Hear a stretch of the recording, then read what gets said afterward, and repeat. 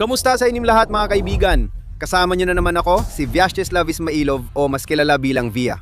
At hindi kayo maniniwala sa nangyari dito mismo sa lugar na ito. Alam niyo naman, tulad ng karamihan sa inyo, malaking tagahanga ako ng Subway Surfers. Yung larong isinaswipe-swipe na may musika na sobrang gusto ko. At sa madaling salita, may isa pang matinding tagahanga na kagaya ko. Gumawa siya ng Lamborghini na may Subway Surfers na disenyo at lumipad siya gamit yon diretso sa anyong tubig na ito. Oo, meron pang ang video. Ingatan mo yung tunog ng hangin. Pang-otter. Ipapadala ko kay Bia. Nakita nyo? Totoong Lamborghini na may Subway Surfers, baka kay Jake lumubog sa tubig. Oo, ano pa kaya ang maisip mo? Suriin mo mabuti ang video, hindi ito kalokohan. Gawa ito ng AI. Hindi yan artificial intelligence. Tingnan mo, nakita mo? AI rin ba ang may gawa niyan? Nandito talaga ako para mang isda gamit ang magnet para sa mga subscribers ko. Ngayon, kukuha tayo ng isang buong Lamborghini mula sa ilalim ng tubig para patunayan sa'yo na totoo lahat to. Subway Surfers ang pinakaastig na laro. Mga tol, by the way, mag-comment kayo kung anong highest score nyo sa Subway Surfers. Ako, umabot ako ng 30,000 puntos. Hindi ko nga nalaro yan, walang kwentang laro. Ano ka ba, operator? Grabe ka naman. Ito ang pinakamagandang laro. At hindi ka ba namamangha na may totoong gulong ng Lambo dito? Kukunin natin yan ngayon. Banyang gulong ay nagkakahalaga ng 50 hanggang 60,000 rubles. Hindi rin naman tunay yan. Totoo pala. Naririnig mo, sigurado yan. Tingnan mo, ang daming bula, may nahuli.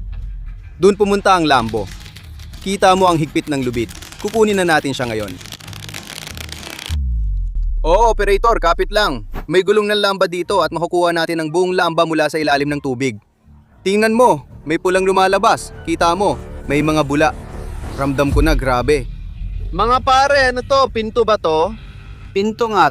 Sayang, hindi buong kotse. Pero grabe, ito'y pulang pinto ng sasakyan.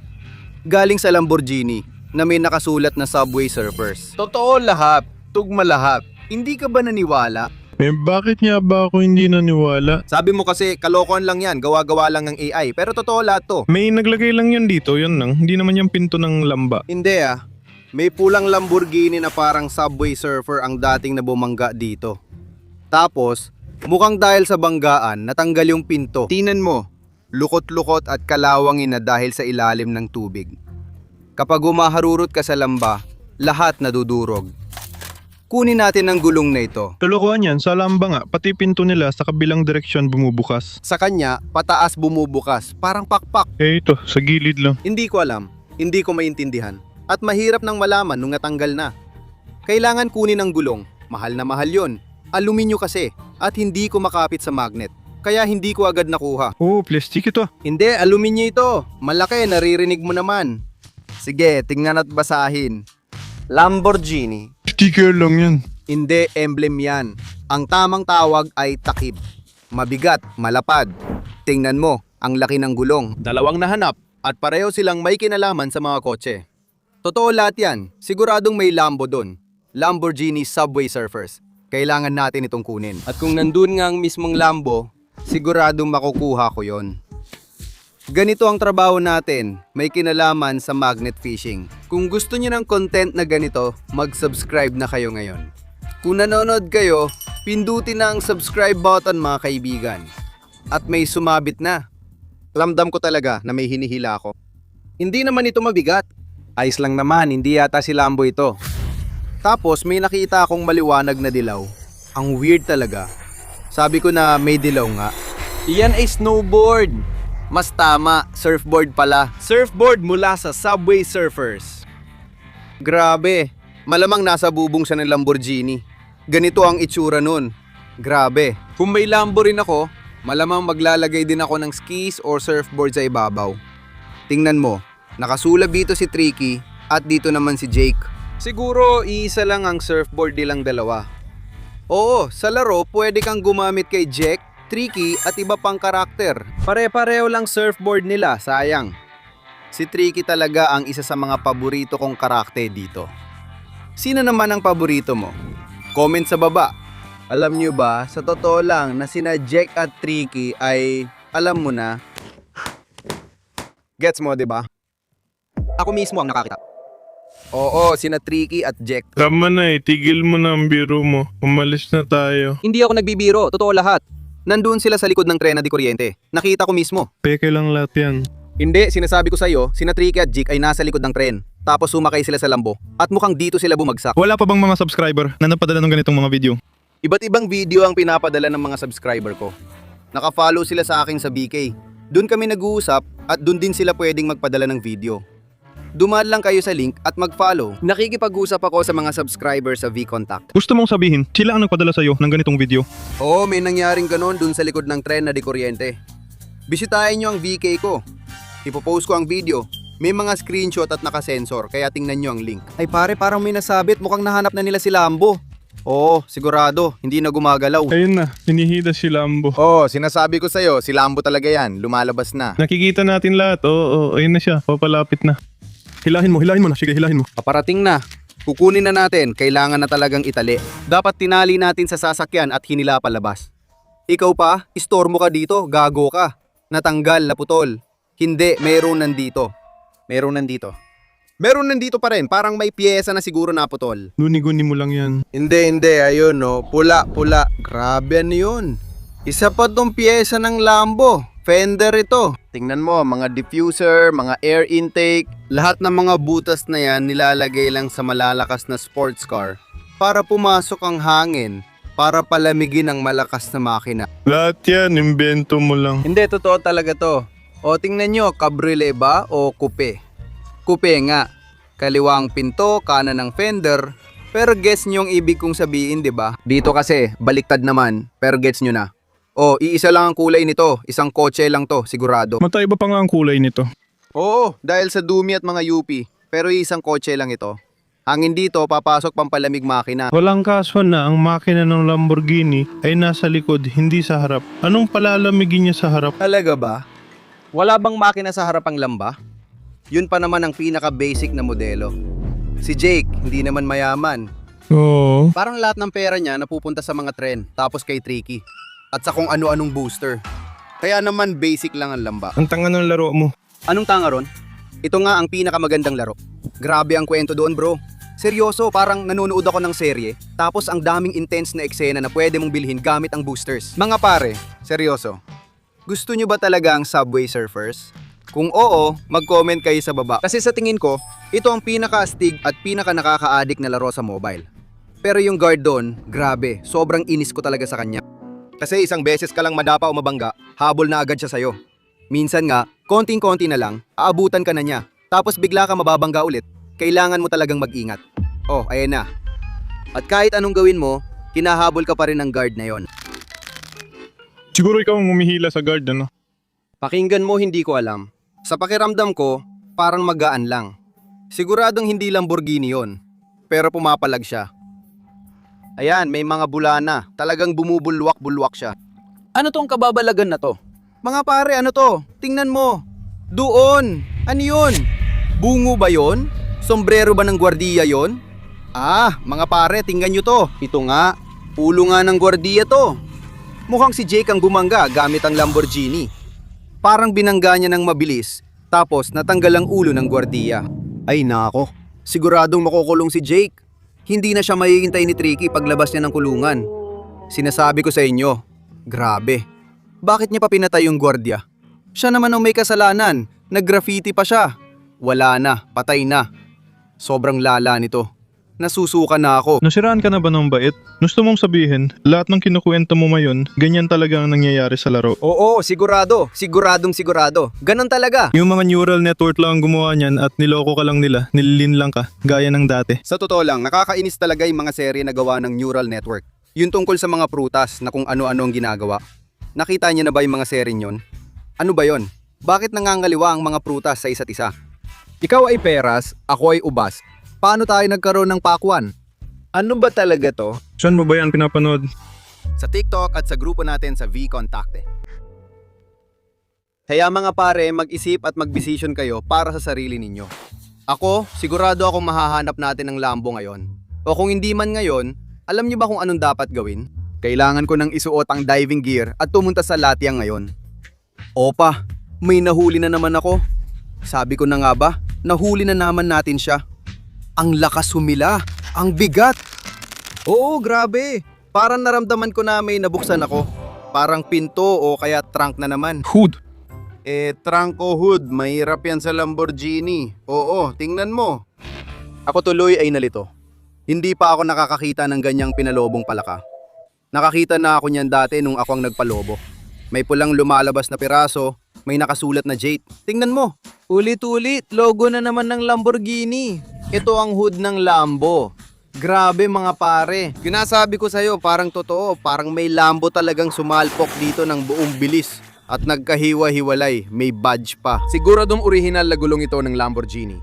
Sa tingin ko, Aventador, Huracan, o baka Urus. I-comment nyo kung ano sa tingin nyo. Iba ang itsura ng hood pero may original na Lamborghini badge.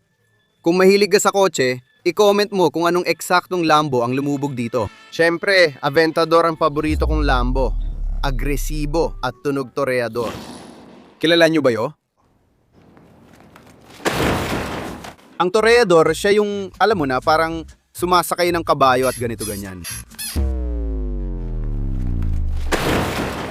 O toro. Oh, toro! Ganito-ganyan.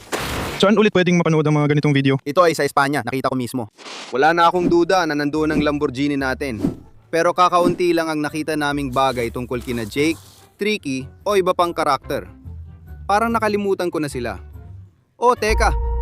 Parang pumasok ulit ako sa trunk ng Lamborghini. Oo mga kaibigan, ramdam ko. May kutob akong may mahalaga.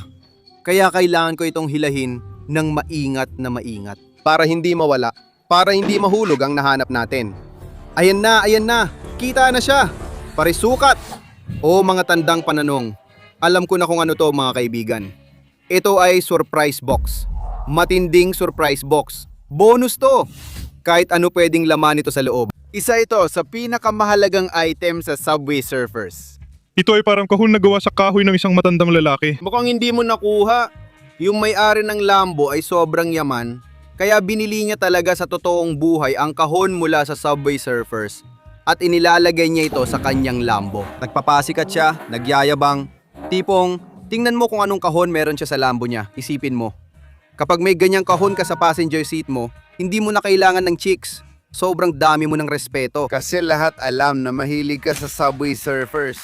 Buksan mo na, dali na. Ay grabe. Ay grabe! Ito ang susi mula sa Subway Surfers. Sa tulong ito, ang dami mong pwedeng mabuksan. Ang dami pang mahahalagang bagay. Totoo, dahil sa mga ganitong susi, alam nyo ba kung gaano ako gumastos? Ang dami kong ginastos para makuha ang record na 30,000 puntos. 30,000 puntos. Seryoso yon, di ba? Hindi ko gets. Ayoko talaga ng larong to. Paano mo naman nasabing ayaw mo? Tingnan mo, ang daming interesting dito. Ang dami ko nang naikuwento sa'yo tungkol sa larong to. At hindi mo pa rin gusto? Hindi. Pero itatabi ko itong bagay na to. Totoo yan. Bahala ka dyan. Naniniwala na sa akin lahat ng subscribers ko. Mga tol, mag-comment kayo kung kanino kayo naniniwala. Sa cameraman na di naniniwala o sa akin na ang dami nang napatunayan sa inyo at naikwento ang lahat ng sikreto at kababalagan sa Subway Surfers. Mukhang naniniwala sila sa akin. Tama na, tumahimik ka na. Sa madaling sabi, alam mo, nagsimula na ako mag-alala. Sa tuwing ginagawa ko yon, pakiramdam ko may tinatanggal ako sa Lambo. Alam mo ba kung magkano lahat? Gulong, 50,000. Pinto, 100,000. At kung ipagpapatuloy ko pa ang pagtanggal, nababawasan talaga ang kabuuang halaga nito. Mukhang kailangan talaga. Oo, sumabit na naman. Tingnan mo, talagang na-stretch. Ibig sabihin, nakasabit tayo sa Lambo. Siguradong hawak natin ngayon ang Lamborghini na yon. Dito mayon, napupunit siya ng pira-piraso. Grabe. Napunit na. Ang bilis lang, parang plastic na tanggal. Teka, alis na tayo dito. Hindi. Ayun. Nakuha ko na. Pula. Sabi ko na nga ba, plastic. Bumper to ng pulang Lambo. O, kita nyo, napunit siya ng pira-piraso. Mukhang nabali na to pagkatapos mabangga sa tubig. Saan Lambo mo ba nakita ang ganitong klaseng bumper? Bobo ka ba talaga? Napahiya ka lang sa buong internet operator. Ito ay Lamborghini Mansory. Lamborghini Subway Surfers Mansory. Ganito ang itsura niya. Ultra rare na setup. Isa lang sa buong mundo. Eksaktong-eksakto. Gets mo? At ginawa ito espesyal para kay Jake. At ito si Tricky. Pagkatapos ng diborsyo, ibinenta lang niya ang Lambo na yon. Nasa marketplace na, grabe. Ibinenta niya. At mukhang binili ito ng mayamang to at nilubog. Saan mo na naman nabasa yan? Hindi ako lang nakaisip niyan. Mansory kasi. Sinasabi ko sa'yo, nakakapagod na. Ganito na lang, kuling hagis ko na ngayon. Kukuha pa ako ng isa pang pyesa ng Lambo. Bubuuin ko ito para sa'yo. At maintindihan mo na ito ay ultra rare na Lamborghini Subway Surfers Mansory. Eksaktong-eksakto, gets mo? Commander pa siya. Para dyan, kailangan ng makina. Susubukan kong kuning ngayon. Kita mo, may 3 palaka doon. Nasa gitna mismo nila ang Lamborghini Mansory, binabantayan nila yon. Ganito natin ihagis. Perpekto! Diretso sa Lamborghini Mansory. Sana hindi nagtampok mga palaka. Eh ano, malulunod ba sila? Marunong naman silang lumangoy. Oh, ayan. Naintindihan mo, di ba? Tingnan mo, ayan siya. Ayan ang sabit. Panghari, pangprinsipeng sabit. Naku, hindi. Ano, natanggal na bang makina mo? Pakinggan mo, parang mabigat na bagay, alam mo? Sa bigat, parang starter o baterya siguro. Pero siguradong hindi makina. Ang laki-laki ng makina doon. Ano yan? Tingnan mo. Diyos ko. Alam ko kung ano yan. Alam mo ba kung ano yan? Scuba gear? Hindi. Mas maganda pa. Ito ay jetpack. Natatanging gamit mula sa laro na Subway Surfers. Pwede ka talagang lumipad gamit to. Ito ay totoong jetpack sa totoong buhay mula sa Subway Surfers. Oo nga, mga imbento mo na naman yan. Para lang yung scuba gear. Ayusin ko to ngayon at mapapatunayan ko sa iyo ang lahat. Gusto mo bang lumipad? Oo. 2 hours later. Ano ang inayos mo? Oo, halos. Counting tubig lang dito. Tapos na. Susubukan ko na ngayon. Tingnan mo, ganito lang.